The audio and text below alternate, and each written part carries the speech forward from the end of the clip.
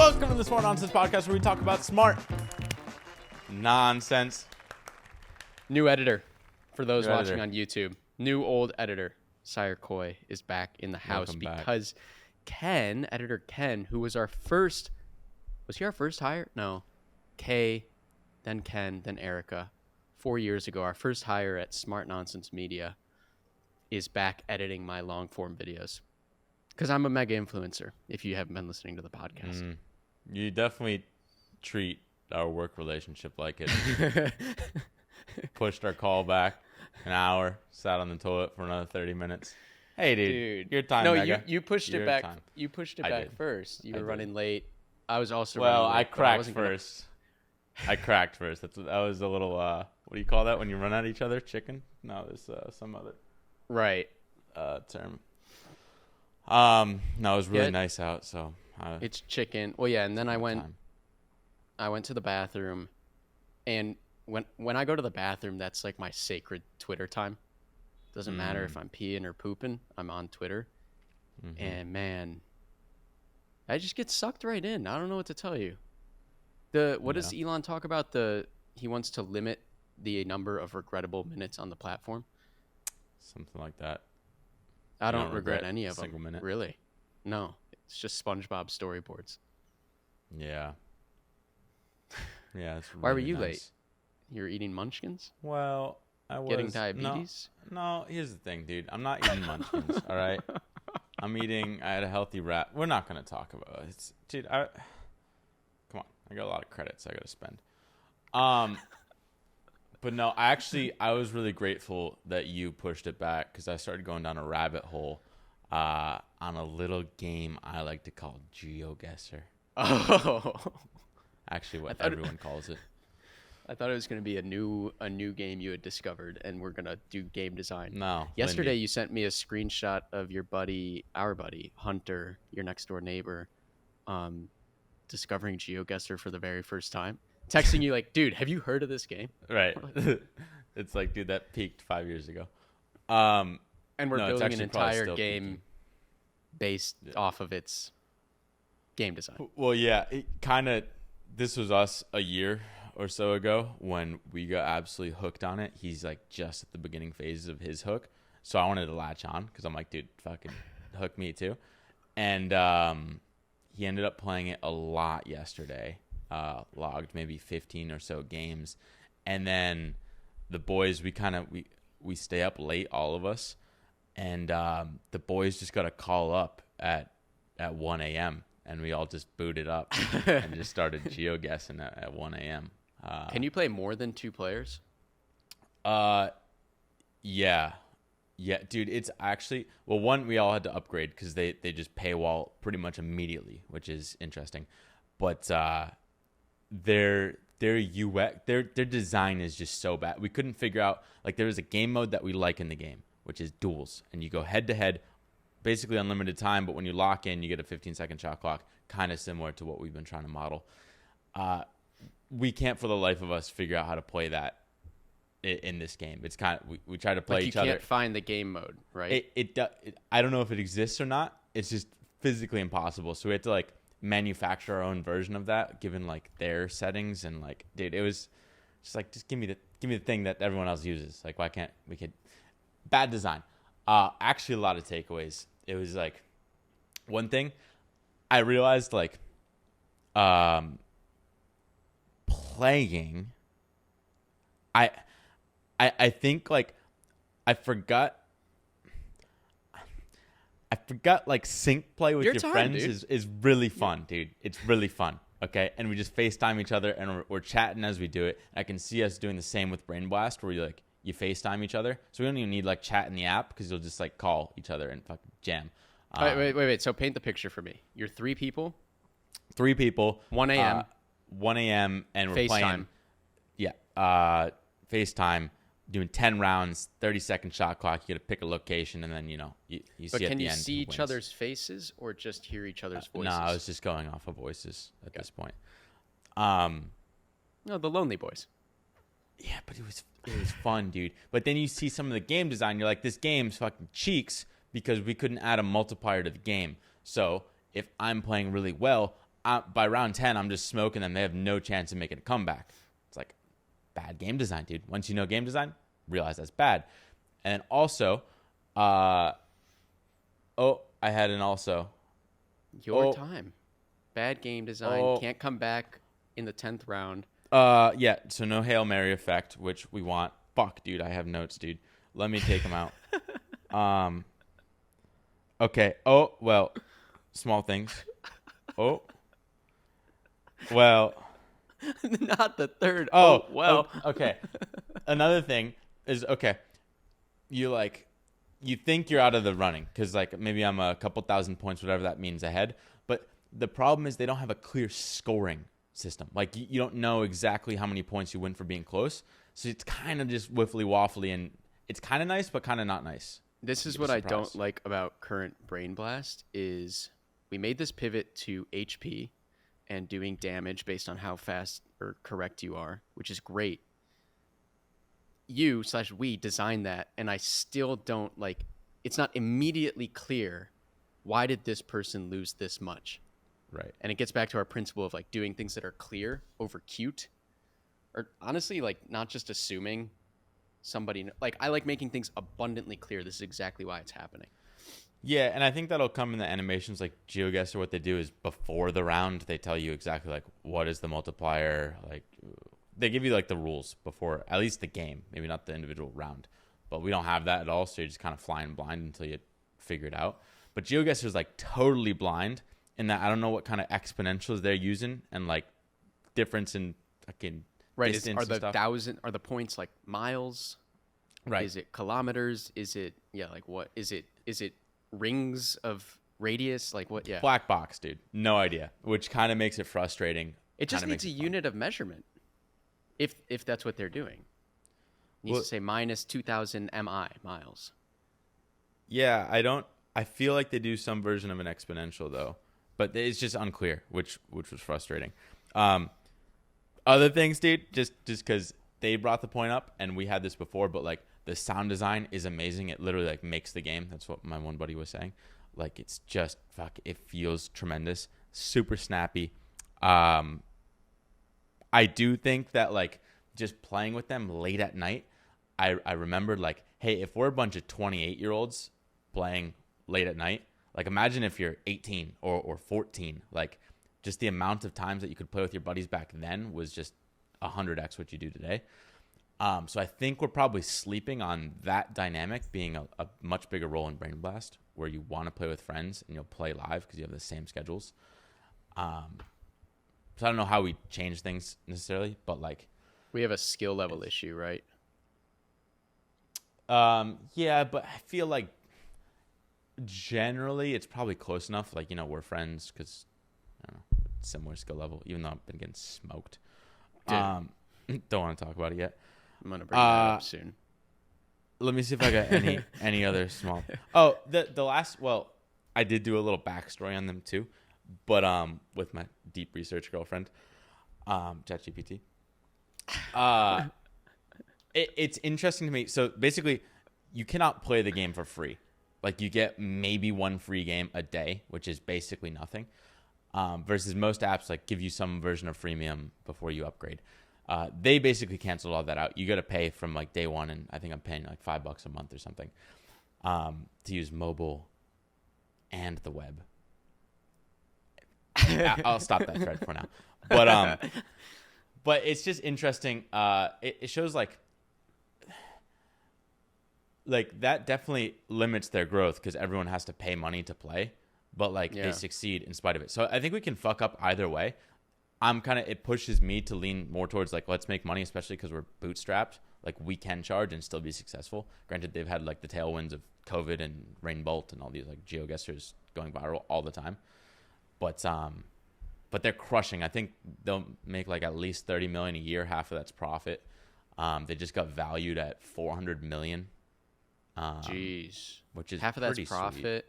Sweet. 15, doing like so 10 to 15 million in profit. 30x on profit multiplier. 30 or 40x. Seems like a lot. Probably 15x on revenue. It's good multiples. A lot better Maybe than the they're agency growing. world. And I did, dude. I went down the rabbit hole because I was curious about their cost because the rationale for charging right up front is because like they got to go through Google APIs every time you're playing a game. So I'm like, oh, what does that cost? Which was it's kind of funny. It's like, basically every time you play the game, you got to like load all these like panoramas and stuff. But I think it just costs one time up front. You pay like 1 penny. And that gives you all the panoramas that you need. And you got to like charge, it costs another penny basically to get the map that you like put the pin on. So you get like 2 maps basically, each cost a penny. Granted at scale, that comes down to 10% of that. So basically like 0.1 pennies and whatever. So like, I realized like even you got to play like 1,000 to 2,000 games a month before you get to like $2 to $3 in API costs. A lot of numbers. Don't know if anyone cares. I thought it was interesting. And just like I thought their margins would have been shittier at first, but then they're actually really freaking good. And yeah, they're crushing, dude. I don't know what that was. Wait, I had a question going back. No, I like the API dive. Well, we don't have anything like that. It was interesting. Like it reminded me of with YouTube, if you get a $10 CPM, that's basically every viewer pays you 1 penny. It's kind of the same idea. Like if you go on Google Maps and you look at a little panorama, you're basically charging Google a penny, like Google, whatever. That's how much it would cost. And so what do you think is the trade-off? Okay, you say they basically charge right away. You can play like 1 or 2 games for free. Then they charge right away, which must hurt like virality or just like active users being able to play right? Because such a hard paywall. Like there are people that are like, I will not pay $3 for this app, so I'm not going to play this game, and they're gone. Right. I guess it's just a trade-off. Although I think it charges back the next day. Like you can, play another free game the next day. Yeah. But there's something about like, I think Geoguessr, for some reason, right out of the gate, it's super fun. So like all it takes to get hooked is like 1 game, I think. There's something magical in just they nail it in 1 game. It really is. There's something primal. I think it's similar to that feeling we had with math problems, but it's like as a citizen of Earth, when you see a Google Images street view photo, your monkey brain is like, I have to try and figure out where in the world that is. Right. Same thing with a math problem that's within your skill level, at least. Like your monkey brain is like, I have to solve, I need resolution. Right. I have to either know where this is or solve this math problem.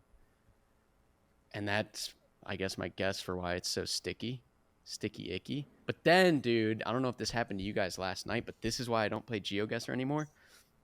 Actually, this is interesting because it might get into like a problem that's too hard, an SAT problem that's outside of your skill level.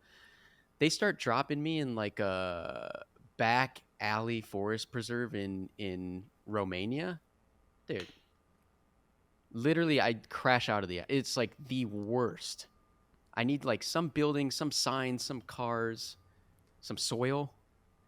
Well, yeah. But when you get in a back alley, like there's no way I would know where this is, and then I leave. Yeah, I think because we had those. Obviously, you get those every few, but I think there's like, it's almost like comic relief at least when you're on FaceTime. Like maybe when you're alone, it really sucks, especially if the other person somehow gets it right and you're like, fuck this person. But together, you're like, dude, we're in a sand town, dude. What sand town is this? Brazil? Yeah. Yeah, when we were alone, I would literally crash out of the app and text you like, fuck this fucking game. Put me in Nicaragua, easy. Nicaragua back alley.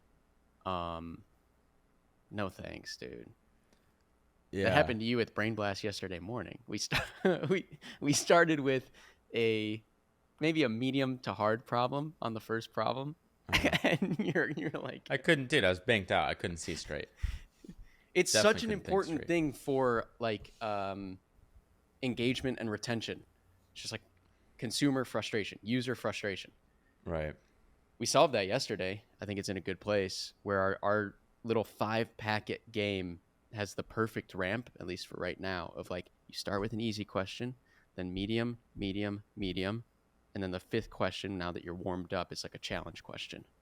Right. And if you get it wrong, all right, game's at least over, and you figure out why, and then on to the next fun game.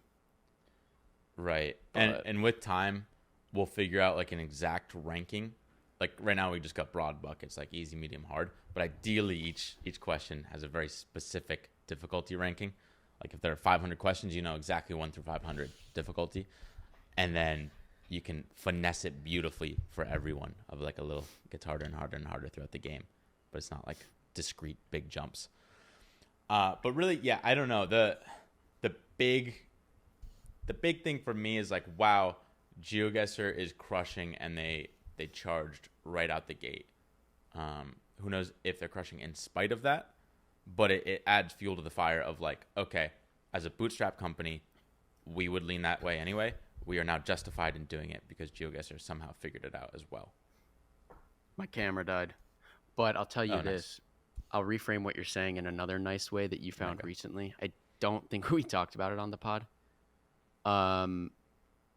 Jason Fried, Basecamp's idea of like, it's not about MVP, getting a minimum viable product out.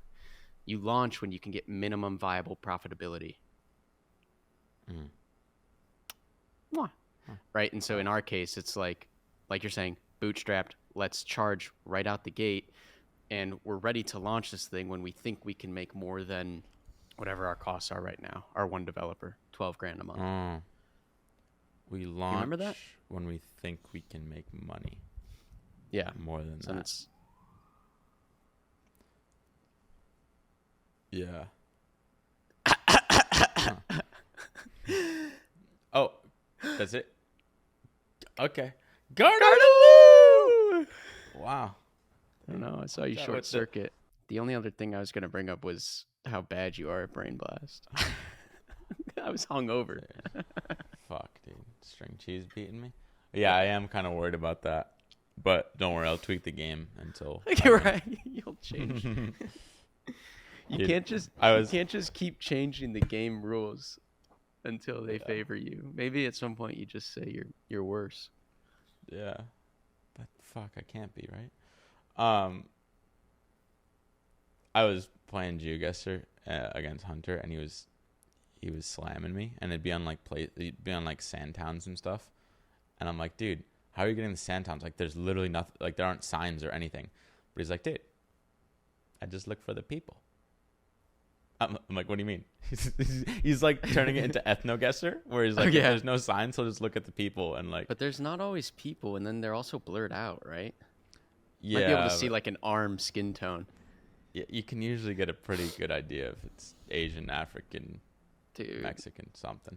I was legit. I'd be on like a trail in like a forest preserve. So annoying. I definitely can't believe they're so successful in spite not knowing how to do multiplayer. Like, it's literally impossible to play multiplayer. I don't understand it. We spent probably 20 minutes trying to figure out how to do it, and we still couldn't figure it out. Yeah, how do they make so much money? Just $3 times, do you know how many users? Yeah, they have like 100 million or do they do like registered users. I don't know how many are active paying. Well, active paying, you could probably back solve the math. If they're making 30 million in revenue, that was like a couple years ago. So I'm just wondering if they do like, because this multiplayer thing is so fucked, I'm wondering if they do like 20,000 person tournaments or something, and like people buy it. And they're just like getting some crazy revenue from some game mode like we don't even. No, dude, I think it's just whatever we play is the default for most. I think there's a huge 80-20 with all this stuff. It's like one game mode is what makes all the money, all the engagement. And maybe people don't even play with friends that much. Yeah, I think our game is different, though, because we're high schoolers where you have a lot of friends. Yeah. Whereas Geoguessr is probably a lot of, like, our age and above type people. So it seems like it's 10 million-ish paying users. It's just so confusing. $3 a month. That's like 300 million. Yeah, It's got to be like 1 million. But it said somewhere in the deep research they had 100 million like activated users. Granted, like I'm activated or active. I don't know what you call it. And I'll sub and unsubscribe every couple months. What do we? Oh, pressurized. You're pressurized. That's the kind of user you are. Pressurized user. Yeah. Okay, really quick. 65 million accounts as of 2023. Its annual pro subscription is $30 a year or $249 a month. ChatGPT just divides these top line numbers and gets to 600,000 to 700,000 paying users. Yeah, I mean it's literally 1 million paying users if it's $30 a year, and they have 30 million. Yeah. It's just. I'm sure it's more than that now, though. I'm sure it's close. I kind of like how simple the pricing is. It's kind of just pay to play. It's your Brain Blast Heart idea. Yeah. It's like if you want to play this game, fucking pay for it. Yeah, I mean, that's where it's just got to be like, I think you can charge and get Geoguessr right away because one game is fucking crack. And I don't know if like one game for us is crack enough, or you need like 3 games to get hooked. Like originally it was like 3 hearts. You get 3 hearts a day, and every 4 hours they come back. It's probably it could be like 1 heart. A couple games, and I mean this is what I was texting you about. Like, what are our 3 features or whatever? I think it's like a fun cracked game where you win and feel like a god, plus like seeing SAT stats. Yeah. Seeing like, oh, this one app, this one thing, I can just do this, I can just play this, and I get into my dream school. Yeah. Yeah, it's probably something like that. Yeah, it'd be really nice to charge right out of the gate, so. Have to.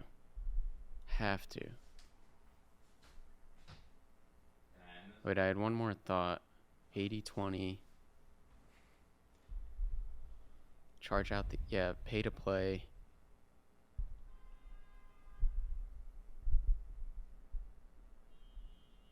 We said like, I guess I'm just like, I don't want to get too cute with paywall.